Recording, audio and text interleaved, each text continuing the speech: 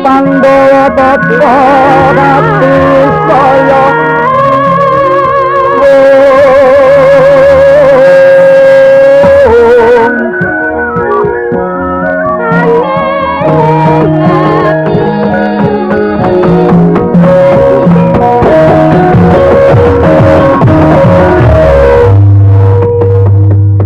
yaksa kurarupa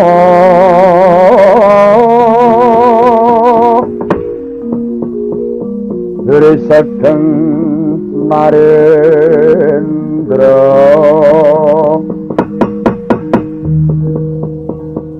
yaksa lalaku kan mawolengkeng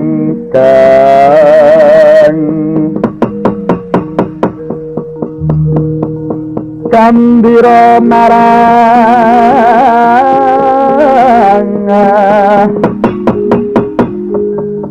hangise siyo ngametu perbawa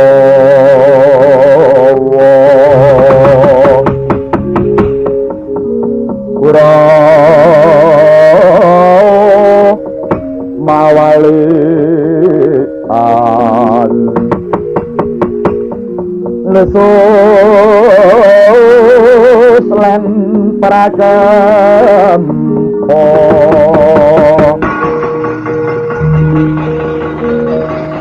petya terbalarasa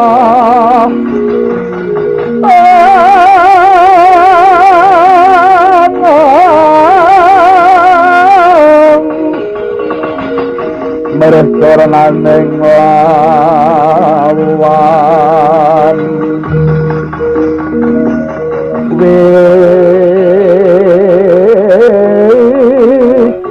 ora terus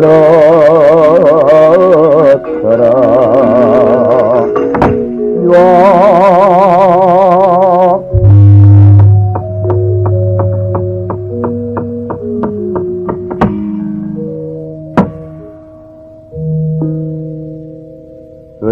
Gojleng iblis laknat padha jeg-jegan.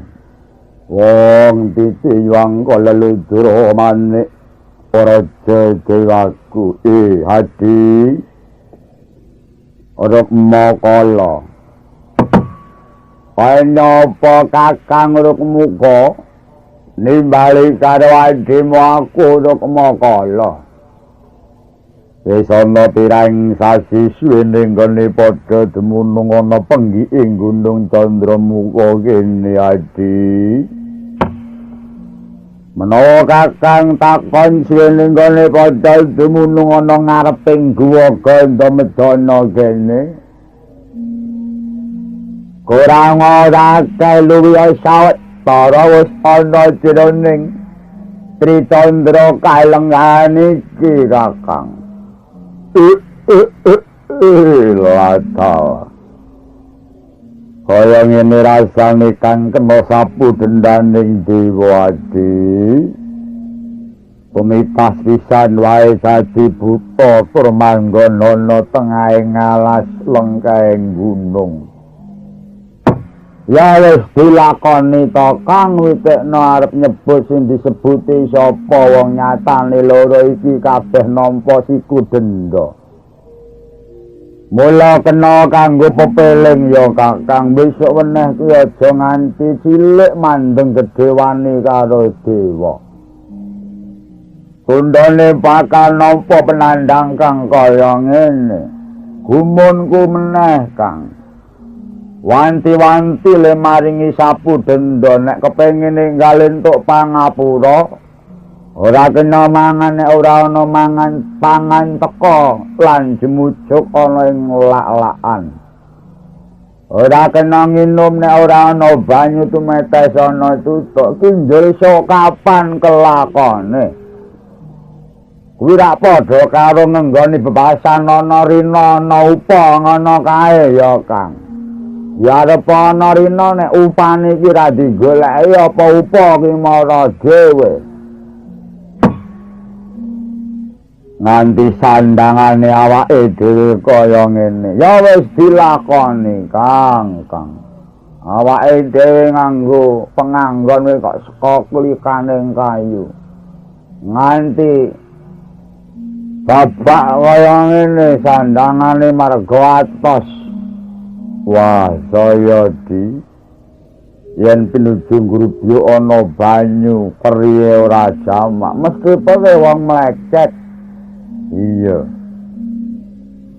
yen pancen wektu iki ora ana pangan teko ayo mbadhok kewan-kewan wae oh Kang yen nganti kewan arep mok paten arep mok pangan padha karo kowe nambahi dosa Kang kewan ora ngerti sangkan paraning bilai mung kanggo sasarane awake dhewe sebab oleh padha keluwen bawa seben utuh ane ngalas to Kang yen si Kakang demen ngrusak lan demen memateni kewan kang ana jero alas iki padha karo ora ngreksa lestarine urip kabeh para kewan-kewan lawi tekno yen wetenge luwe piye sing arep mok pateni kewan apa kewane weruh awake dhewe wedi gajah wis entek padha lunga saka kene sebab nggone gajah dinggoni awake dhewe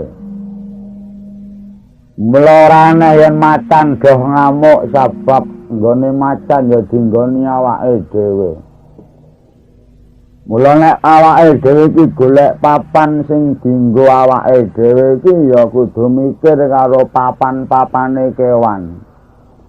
Aja mung waton buka ning ora nganggo diteliti.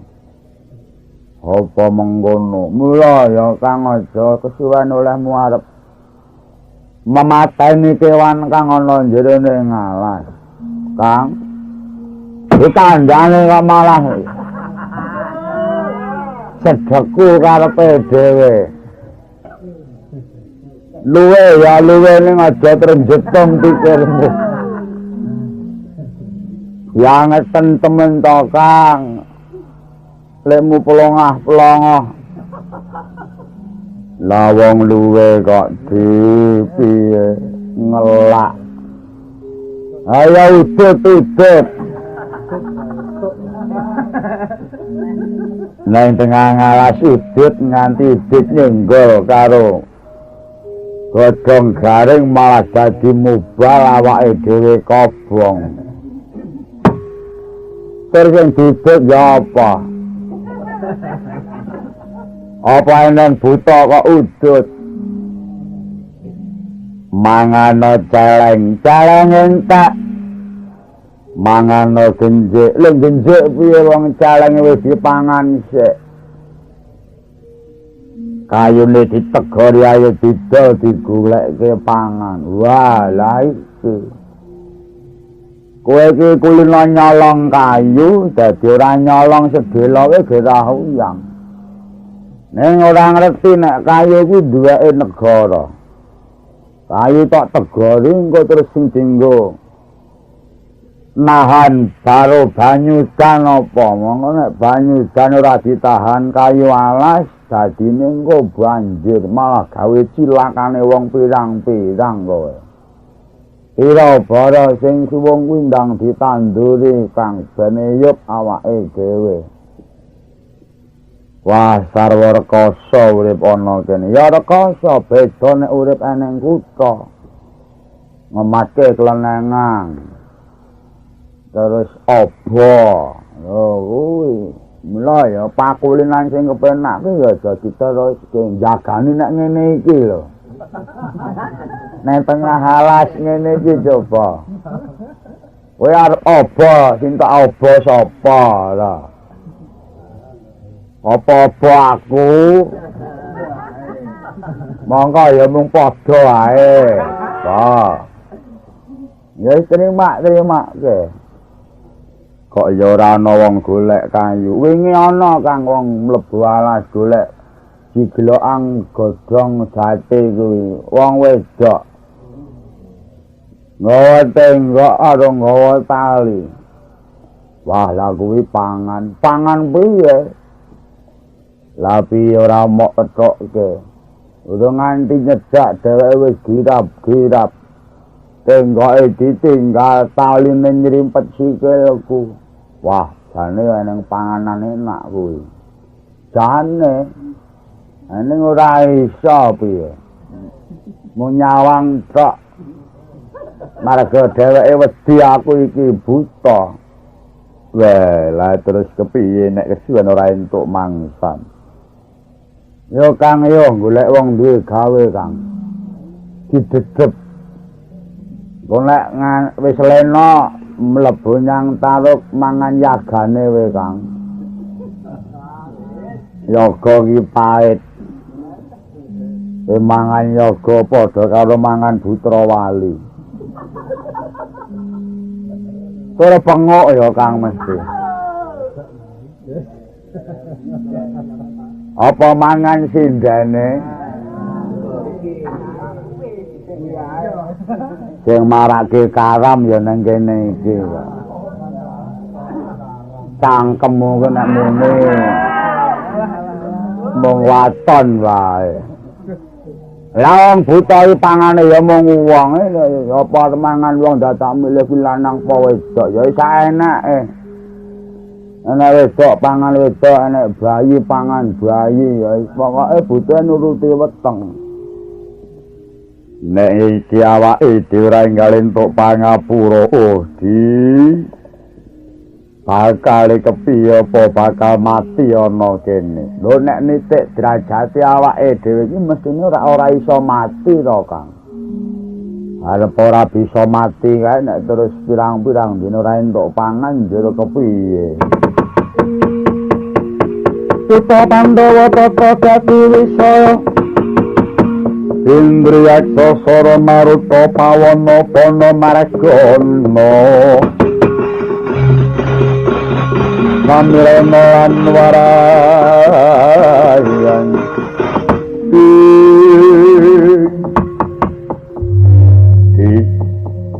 apa Kang? Jroning padha rembugan ana kene kok iki ana angin teka tur kok nggawa ganda arum. Wah, gandane kok seger menyang awak. Nek nang ganda ngene iki adate dikurmati lho, Kang. Kurmate piye? Tik-tak-tak, tik-tak-tak. Wira wong dodol bakmi kere iki. Iki gandane apa? Nitik sing sumyah iki sajake gandane menungso. Lho. Wah, engko gek menungso golek kayu, Kang. Iya. Swara gemurubuk iki suarane ngopo? Lah kok isen-isen alas padha geger kewan-kewan padha mlayu. Layak ana menungso di. Endi, Kang? Lah kae. Sisih kidul kae. Iya, menungso kae, Kang. Iya, lah kok gedhe to, Men? Wah, iki dewan tumpangan iki. Ngerti awake dhewe pirang-pirang dina ora kelebon apa-apa, iki mancane pangane kok gedhe to, Men. Wah, aku lagi nyawang kok warek iki, Kang. Jan gedhe ya, Kang. Iya. Parane di, ayo mbok menuju menungso keblasuk. Ayo parane Kang dipemongso wae Kang.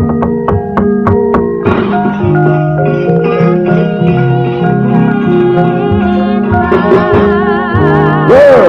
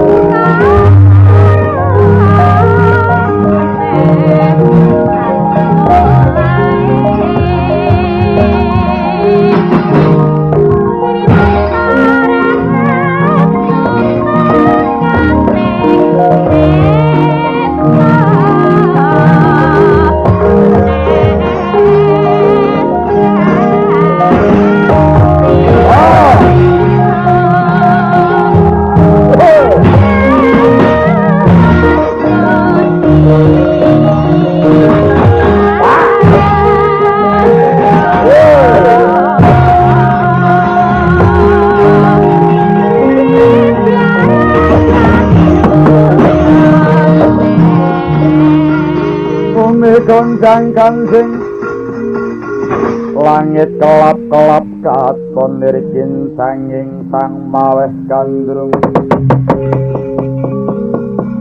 satarang kadul wukir moyak mayik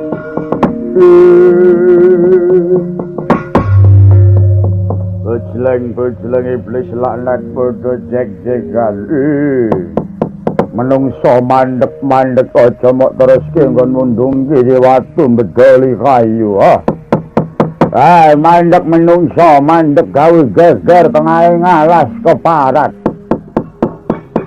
yen kowe menungso marang aku jenengmu sapa yen kowe bangsaning memedi ngaku memedi sapa jenengmu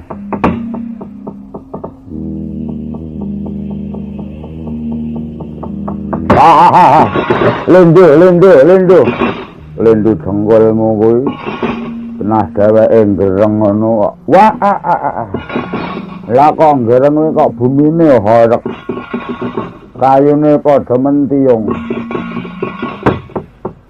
kowe takon karo aku balik ngendi tangkamu sapa prajikamu lalu mau kesosor baisane ditakoni durung blokon junjung dongko karo mrecekake aku kowe takon karo aku haranku Detya Kala Rukmuka aku Detya Kala Rukmakala seneng Rukmuka karo Rukmakala iya jenengmu sapa ngaku Panenggak Pandhawa satriya munggul pawenang jenengku Raden Werkudara ya Raden Bratasena ya Raden Gandhawastratmaja wah jenenge akeh suarane gedhe ya Kang cocok karo wong-wongane ya gedhe dhuwur waduh sarwa marem iya teko kene arep apa? Tekaku kene aku arep golek kayu gung susuwing angin. Apa? Kayu gung susuwing angin. Manggon ana ngendi? Jarene guruku mapan ana ing Gunung Candramuka kene. Mula tak bubak alase tak bedoli kayune tak dungkiri watune mbok menawa isi kayu gong susu ing angin gandeng duwe sing mbawreksa kene hayuh tumuli tuduh nang endi nggone kayu gong susu ing angin selawasku aku manggon ana kene urung tau weruh sing jenenge kayu gong susu ing angin sing tak ngerteni kayu gong rene kajalma golek ana nang kahloran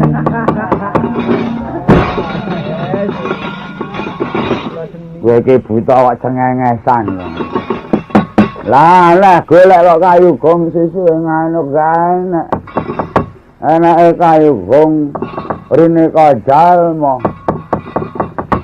kok menawa pancen kowe kuwi panganku kang diparingake dening dewa gelem nuduhake nggone apa yen ora yen nganti ora gelem nuduhake aja takon dosa lho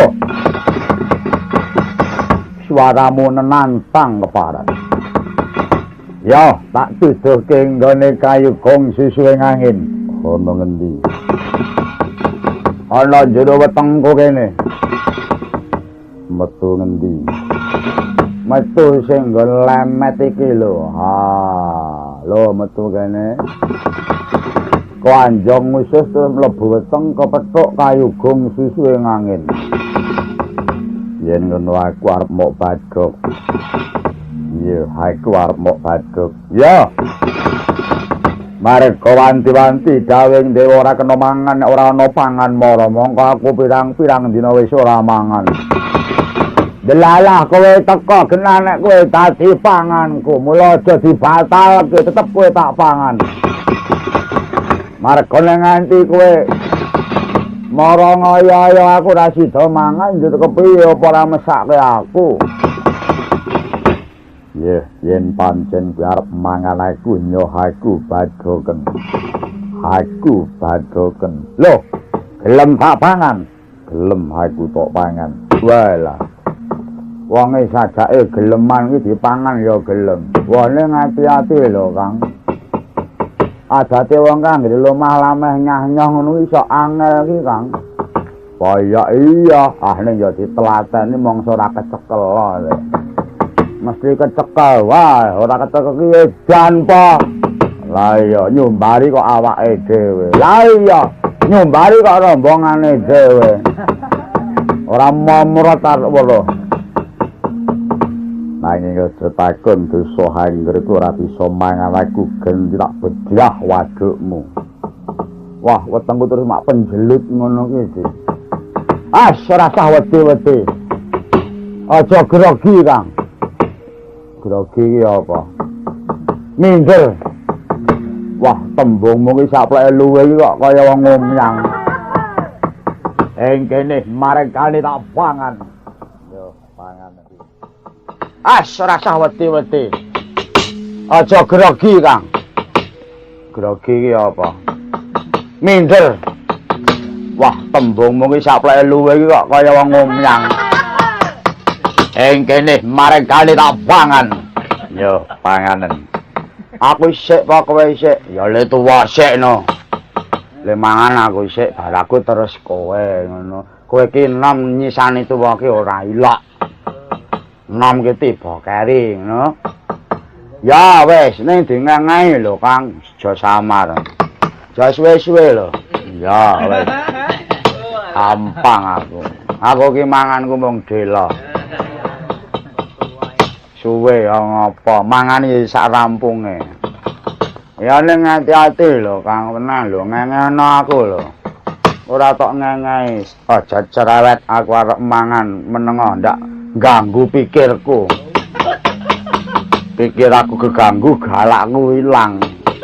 Terus ora iso mangan aku. Ente mongso dening aku kowe.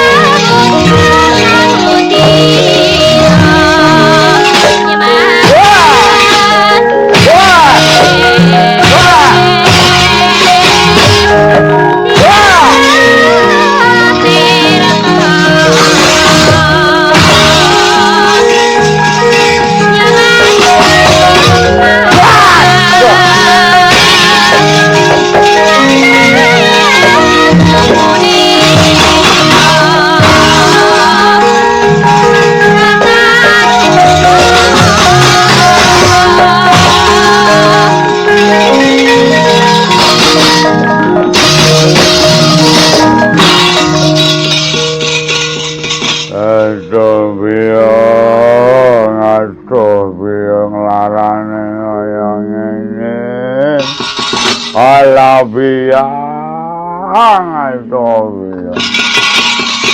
aku njuk limpane we Kang rasa sing angel-angel limpa we Kang aku njuk limpa aduh biang Kang mula aku wis meleng nek mangan ki aja warek-warek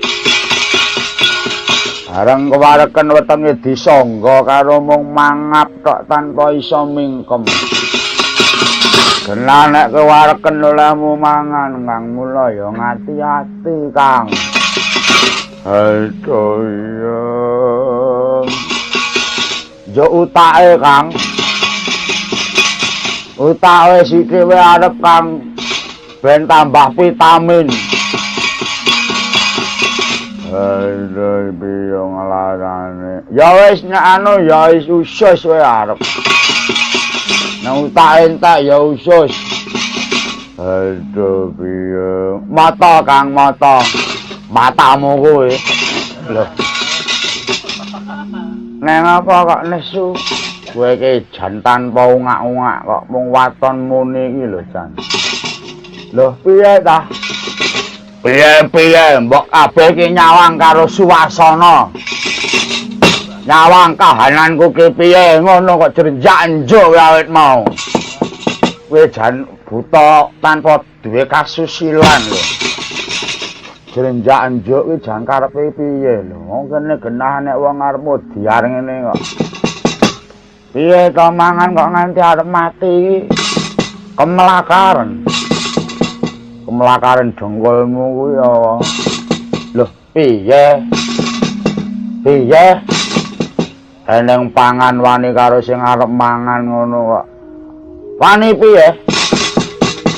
Tak cokot kekat-kekot kaya nyokot eril.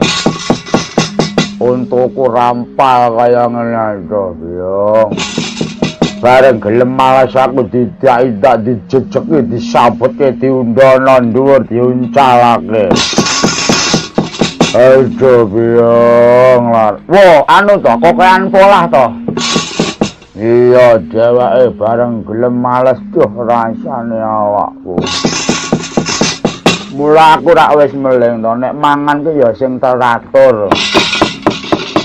Wong kowe manganmu polahe kaya tempaling ngono mula ya malah remuk awakmu. Kabeh wong mangan ki kudu nganggo teori, ngono. Teorine piye? Ayo dicedhaki dilus sik wonge. Dilus sik. Dirayu. Buta kok ngerti rayon barange jan kebangetan. Nek wis sajak dheweke wis pasrah kae lah, kene lagi tumandang.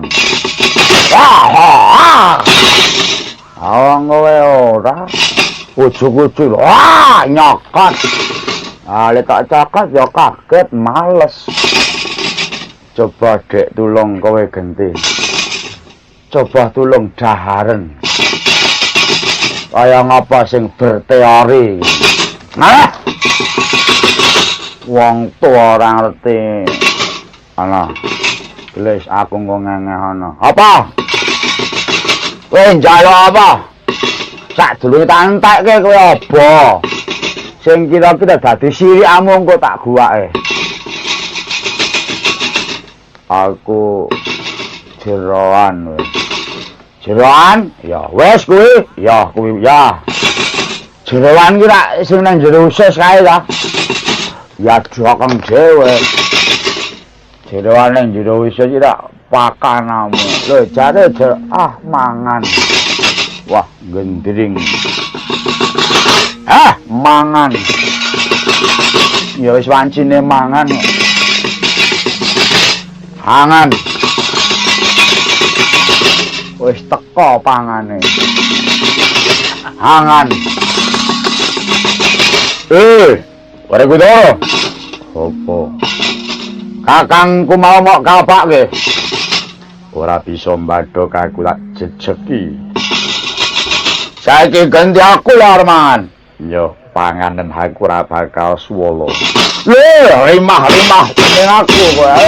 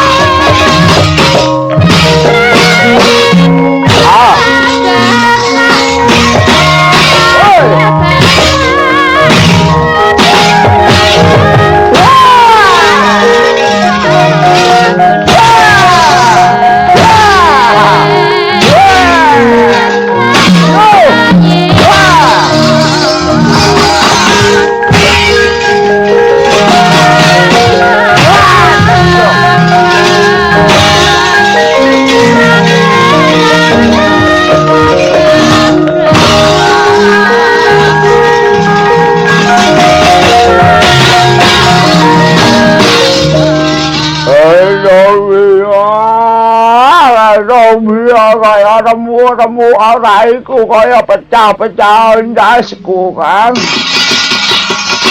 I love you. Iya, teorimu apik tak tindakke. I love you. Lho wah, wong balung-balung nok badhok ngono. Yo nyengkal ketok kok kene. Iki luntu balung ya kan. Lho la opo iki lat kok nganti kaku wae kan latku mau diremet-remet ora kontol lah kok babak blur awakmu ki piye aku ya kono ora iso dheweke bedol kayu salengan gede disabet-sabet kaya awakku ayo mula ya aja maido karo wong tuwa. Piye Kang angel tenan ning pangan kok rekoso le mangan. Angel Kang iki dipangan pancen angel. Ayo ketoke rak gampang. Iya lho ketoke ya gelem ning angel Kang dipangan. Lah iki njur kepiye? Ya Kang yo majune dibut loro wae Kang. Dibut loro. Iya. Ya ngono wae ya. Kowe kok ngarep apa mburi? Aku kok mburi kowe sik kok ngarep. Lho kowe iki golek menange. Lho aku ki mremake kowe, Kang. Kowe iki nek kok ngarep apa-apa, nek kok mburi iki mung kari turan. Ya aku trimo kok mburi. Nek ngono ayo dikrubut wong loro. Krubut wae.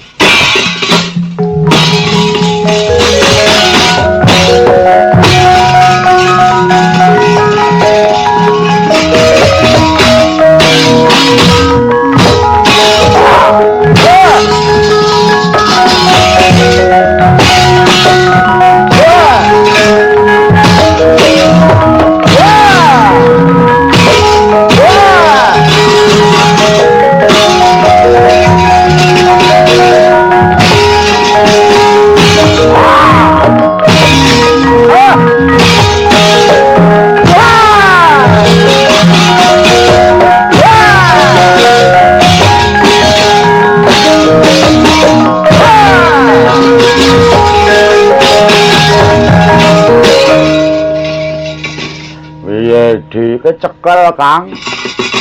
Loh kecekel piye? Lah iki gloroh dhewe. Kok aku wis digegem bangke aku. Wah piye iki Kang? Wah lah kok urusane ora jamak. Wah janjo ampuh tenan lho. Loro junjung bareng kok kuat iki golongane balunge apik. Wah iya. Ning sajae aku dieman kok Kang nyatane awit mau aku ora disabetke kok. Waduh malah kaya dielingke Kang. Mula ya aja kowe terus bungah hatimu awake iki ra isih enom disabet-sabetke genah ijik temonjo bareng aku. Aku wis tuwa mula dieman-eman ora disabetke. Sayang. Aduh tibake tuwa bareng ya disabetke. Oh ngono wis ora milih nom tuwa waton nyabetke kok loro iki sabetke bareng.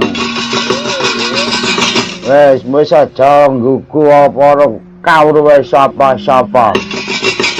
Lah iya. Wah, ngene iki mbok diduku mbok ya. Wah, cangkeme iki malah ngelingke. Alah, ora wurung adate nek dijunjung ngene iki sok diduku mbok. Loro pisan. Cinandak dening Sang Werkudara wani. Segera dinumbulaken wong inggiling mestaka.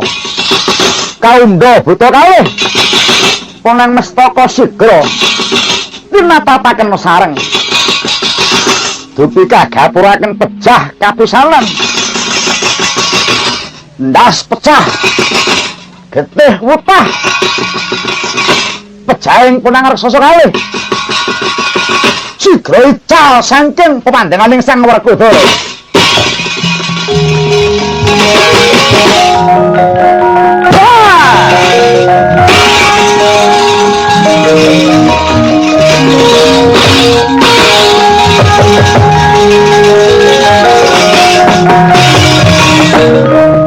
Bingung Sang Bima ngenyeng upaya marang punarpaning raksasa. Mulat nganan mulat ngiring. Tela tatanana wujuding bangke buta. Jroning bingung ana swara ingkang dumeling teka mangkana wijiling sabda. Ulup Bratasena hayu ngupadi marang bangkening raksasa nggih ulun kang prapta.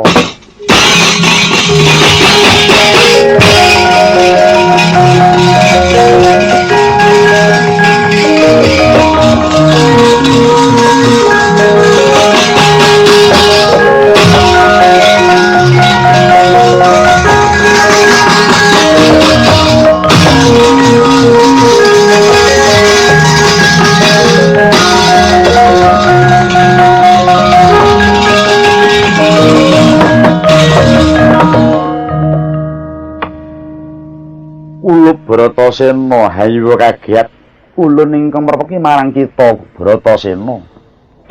Ya nggih Werkudara aja kaget ulun kang marpeki marang jeneng kita. Wah. Kaki Batarendra padha raharja. Ya nggih wis ulun tampa. Kaki Bathara Bayu padha raharja. Ya nggih Bratasena wis ulun tampa. Apa kang kita upaya nggih? Aku goleki marang bangkening buta kang wis ndak pateni. Sumurupa kulup raksasa loro iki mau sejatine panjalmaning ulun lan Kakang Bathara Bayu. Apa sababe dene Kaki Indra karo Kaki Bayu padha dadi buta? Nampa siku dendaning para mepekulun Bathara Guru. Ing atase dewa kok isih kena siku denda. Nggih, dewa uga titah kan perbeda jeneng kita. Sekabehing titah kang ijik tumitah kuwi tetep bakal nyanding marang pidosan lan pidendhan. Ingkang mangkono nggih Bratasena. Banget bungah penggalih ulun lawan Kakang Bayu. Awit wis bisa ruwat nirmala ulun petela kita kang bisa Murwakala jeneng ulun kawan Kakang Bayu. Pinangka tandha panarima kula Bratasena tumulinya tampanana ulun paringi nugraha wujud sesupe aran sesupe Drewendra.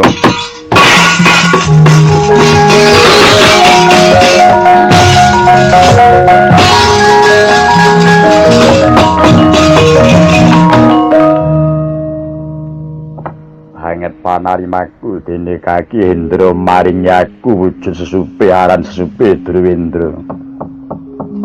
Apa daya panguwasane? Daya panguwasane lamun to jeneng kita ngambah jroning warih bakal kaulus saking Sambekala.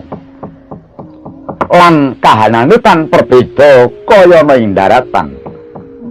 Iya banget panarimaku.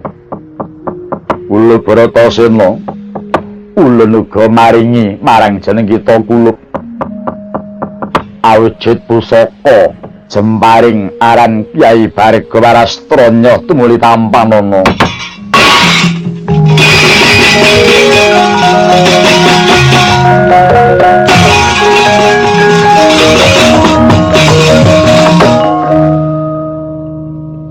Sumurupa nggih Bratasena. Jemparing Kyai Bargawarastra iku biyen duweke Parasirama Parasuya Rama Bargawa. Sapatining Bargawa Bargawarastra banjur ulun pundhut mring Kayuwangan. Wektu iki ndak paringake marang jeneng kita Kuluk. Sabat jeneng kita ulun lawas duwe watak kang saperangan kaya wataking Rama Bargawa lan Bargawarastra ing kono kena kanggo tetamenging diri mbok menawa jeneng kita ing besok angadoni pupuh banget panarimaku dene aku tok wenehi wujud kegaman kaya tumbak jeneng Kyai Bargawarastra kajaba saka iku Kuluk Bratasena apa kang kita upaya jeneng kita mapan ana ing kene anane aku munggah menyang Gunung Candramuka. Kongkon guruku kon golek kayugung susu ing angin. Kuluk sumurupa. Kayugung susu ing angin kene ora ana lan sejatine panjaluking pendeta dene iku mung mujudake cangkriman ingkang kita kudu ambatang. Mula dijenengake kayugung susu ing angin. Kayu iku kayun, kayun iku kajeng, kajeng iku karep, gung iku gedhe. Ing kono nggambarake lamun Werkudara karepe gedhe katitik njaluk supaya diwedharake kawruh kasampurnaning dumadi. Wondene susu ing angin iku dumunung ana ing napas nupus mungger Bratasena. Karep kang gedhe ora bakal linakonan lamun manungsa tanpa bisa darepi napas. Jeneng kita kang yekti kinden batang ora bisa nganti ndok rewangi munggah menyang Gunung Candramuka. Kene ora ana papaning kayugung susu ing angin. Nggih Bratasena, sanadyan ing kene ora ana papaning kayugung susu ing angin, nanging jeneng kita Kuluk aja pisan-pisan srengen kelawan guru kita. Awit ya kanthi srana tuduhing guru kita. Jeneng kita bisa sapatemon marang jeneng ulun lan yekti kita nampa nugraha saka ulun sarimbit. Iya nggih Bratasena.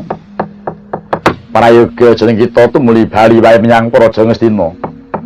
Pitakon ngendi papaning kayugung susu ing angin yekti kene wis ora ana.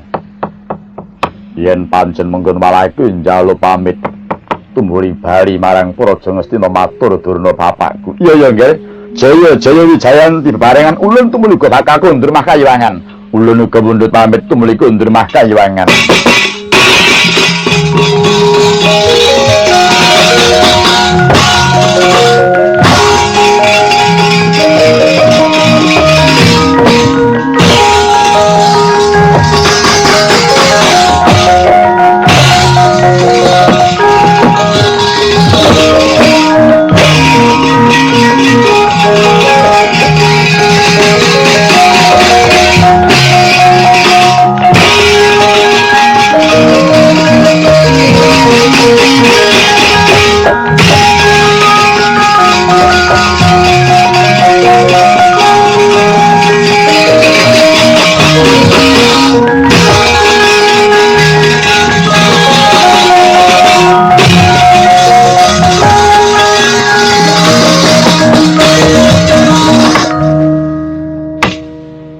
Paman Haryo kang wis bali mring Praja. Nuwun inggih sinuwun kula ingkang sampun wangsul.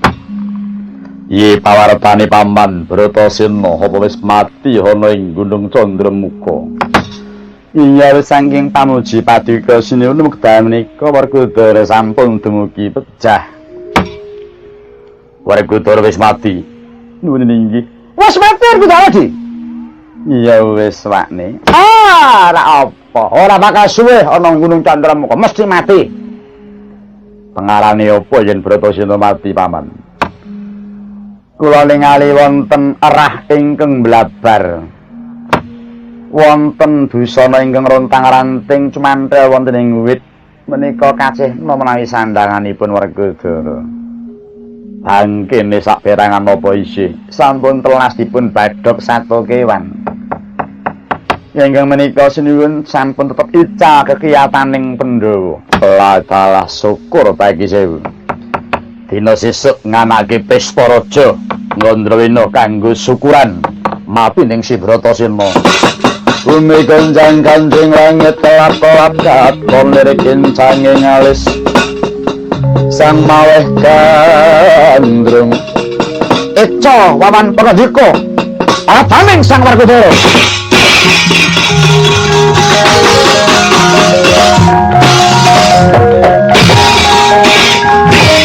Adikku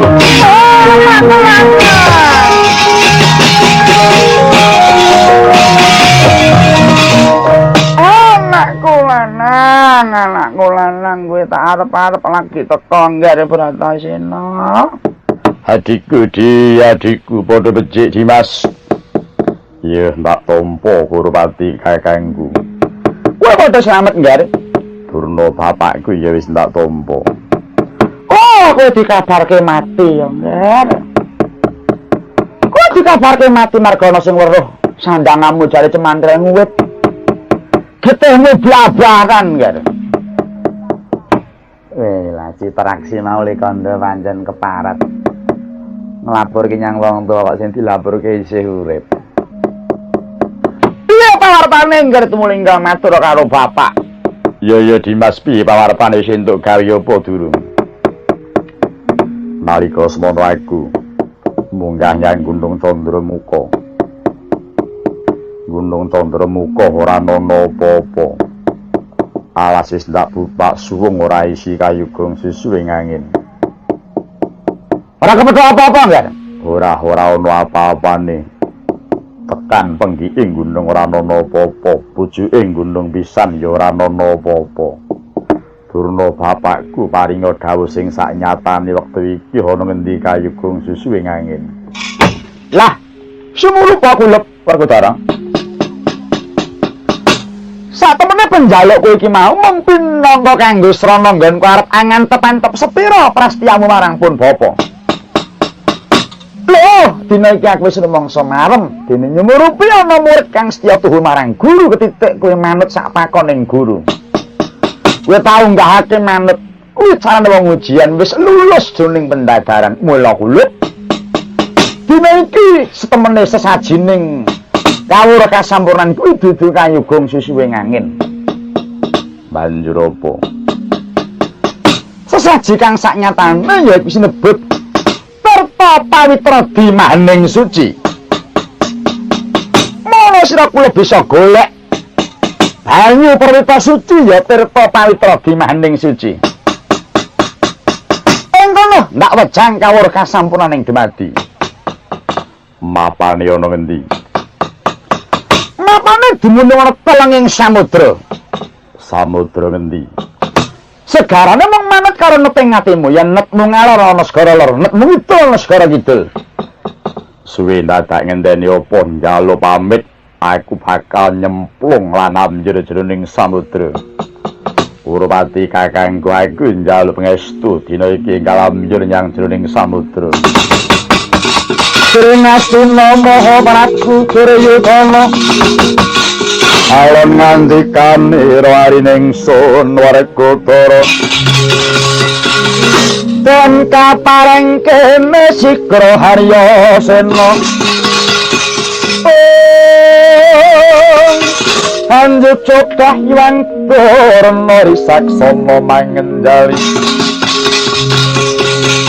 Werkudara nang kulungayane lho.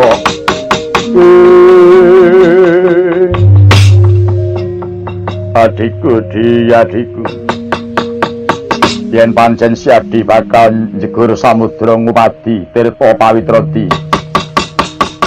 Dimas ndak suwunake marang Gusti muga leba ing karya Durna bapakku aku adikku yen pancen Siadi bakal njegur samudra ngupadi Tirta Pawitra Dimas ndak suwunake marang Gusti muga leba ing karya Durna bapakku aku njaluk pangestu. Oh iya Ngger, pangestuku mayu ngono marang lakumu bisa ketekan sindali karepmu.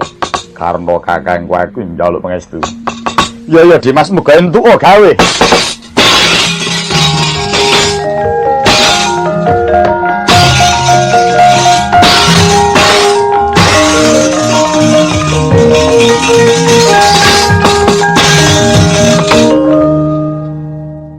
ya jagat ya Dewa Bathara. Yayi Prabu Duryudana. Kula Kakang Ngerpati. Mboten nyono, mboten nglegewa. Menawi pendaping Ngastina mriki menika kebak tiyang Durjana, kebak tiyang tumindak nista. Yayi Prabu. Maka bilih paduka supe dhateng Ngraka Ngawangga. Anggen kula dedhepe wonten ing mriki ingkang kula entosi namung tumapaking Bratayuda. Sanadyan sekait kula ngusulaken supados dipun ringkihan kriyataning para Pandhawa. Nanging sampun ngantos mawi mergi angapus krama dhateng Pandhawa. Menika kirang utami kirang prawira Yayi. Mangka kudangan kula yen maju ya ketok dadane mundur katana gigire. Kula suwun anggenipun ngringkihaken Pandhawa menika wau kanthi dipun tantang perang Baka Setunggal. Awit upamya kelampan mekaten kula kinten boten perlu dadak ngrembyahaken asta paduka jumangka padanipun Yayi Prabu. Kula ingkang saged dados dadane ewa semanten dumugi ngendhon teka ing mangke lajeng wonten pangkarti culika tumindak cidra. Kumawani ngapus krama dhumateng Yayi Werkudara. Wae dalah Yayi. Pedah menapa dipatikan mapan negari Ngastina. Menawi kula namung tineksani dhateng tiyang Mahamber Cidra, tiyang kang tumindak Durjana. Luwung wangsul sing Ngawangga Prabu.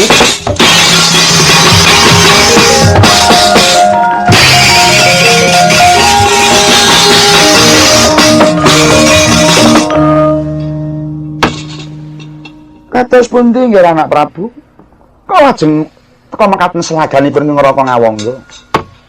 Piye paman? Nggih.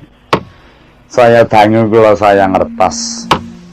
Inggih badhe kados pundi wong sinuwun Ngawangga menika kadang kalian Raden Werkudara tunggil ibu siji bapa. Mila badhe kados pundi tetep Ngraka Ngawangga dipun menapak-menapakno mesti ngawarati dhateng Werkudara. Nanging kanthi wangsulipun sinuwun Ngawangga ateges sampun boten wonten kliliping Kurawa, margi pengawak Pandhawa sampun boten wonten. Mengkono paman kula nuninggi mboten perlu ngajeng-ajeng wangsulipun Ngraka Ngawangga. Paman dawuhna kabeh kawula sak negara Ngastina. Dina sesuk pesta raja. Ayo diundang pesta di. Ayo Pak.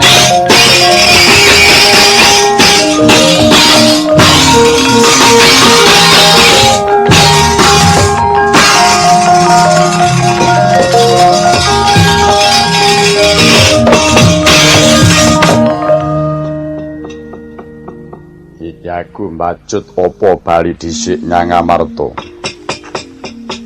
Yen aku mbacut monggo aku durung pamit karo Babu Kundi karo sedulur-sedulurku. Ya yen aku urip, yen mati rak padha karo aku malah dosa karo Babu Kundi karo sedulurku sabab aku ora pamit. Prayoga aku bali dhisik Nyang Amarta njaluk pangestu ning Babu Kunti lan sedulurku kabeh.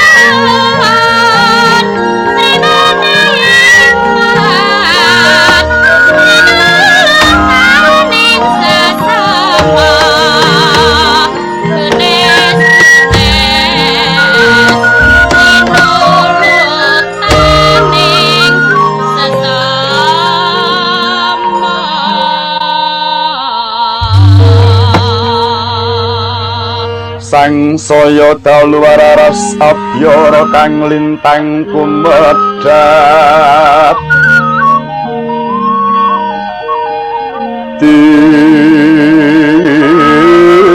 mesti sunyo tengah wengi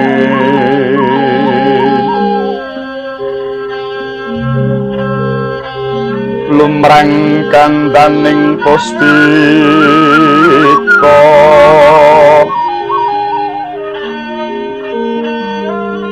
karengyan ing putyanira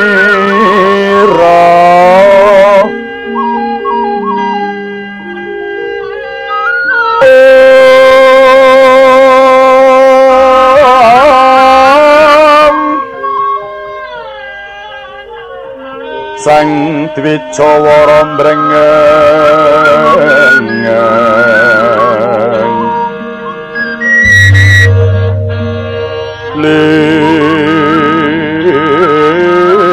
swaraning madu brangka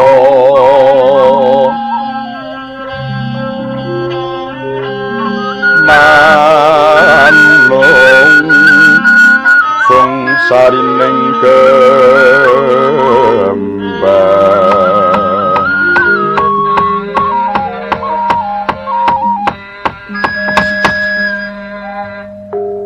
nalika samono Sang Bima ingkang sampun minta pamit Prabu Duryudana dalah Pandhita Durna ing ciptarsa nuhuni dhateng parentahing Pandhita Durna ngupaya dhateng banyu perwita suci ya tirta pawitra dimahning suci